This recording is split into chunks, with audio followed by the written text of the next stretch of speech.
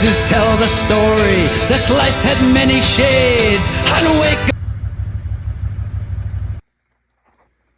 Just wanted to show you the SuperAtv tinted roof for the Commander Max. I think it looks pretty cool. Directions are pretty self-explanatory on how to install it. Are a few little tricks or things I ran into that you guys might run into. So first things first, you want to lay the roof up there, keep all the protective coating on there, lay it up there, try to get it lined up as best you can with the holes. That'll save you some time in the long run. And then what I did was I removed the protective film just around the screw holes and left it all on top except for in the screw holes. You lay this two-sided, or I don't think it's two-sided. Yeah, it must be two-sided foam. Looks like this. Looks like this stuff. They give you 4 rolls of it. So I cleaned off my roll cage before I laid that out. Laid it all on there, did a big 360 on the whole roll cage. And then you want to do this back piece first. And what you're gonna do is go under the foam. I had to go back and redo this. Go under the foam with these clips. You actually got to take them apart because there's a spacer in there. And then you want to put those on real loose, just like 2 threads, just to hold it there. Both sides are on there, okay? And then what I did next was I did these bolts here on the, it would be more towards the front of the rear section.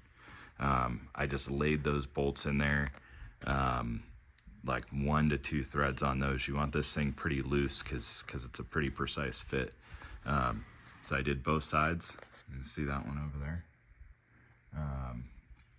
So both sides, and then you're gonna put this rubber on the front part of the roof, and that looks like this. They give you one section of that, so that'll fit. Main thing with that, and then the directions in SuperAtv's video is it says you don't want to cover up these holes.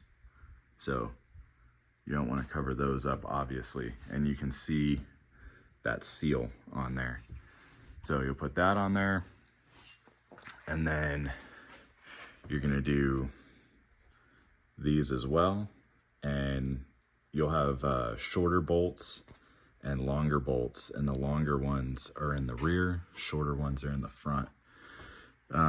So some of the weird things that I ran into with this was trying to get it lined up just right. So what I had to do was I had to put a long punch in here, and I was real careful, but just when it gets on this rubber that you lay out on the roll cage, there's not much play with it. So I had to put a punch in there and kind of move it to get it all lined up. That's why you want to leave it as loose as you can, just 1 or 2 threads caught on there, just to kind of hold it for you.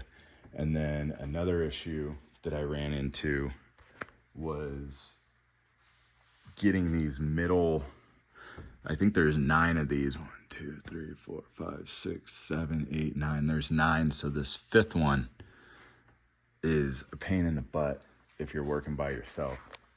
So what I did, and where'd it go? See if I can find it here. Oh, here it is. Yeah.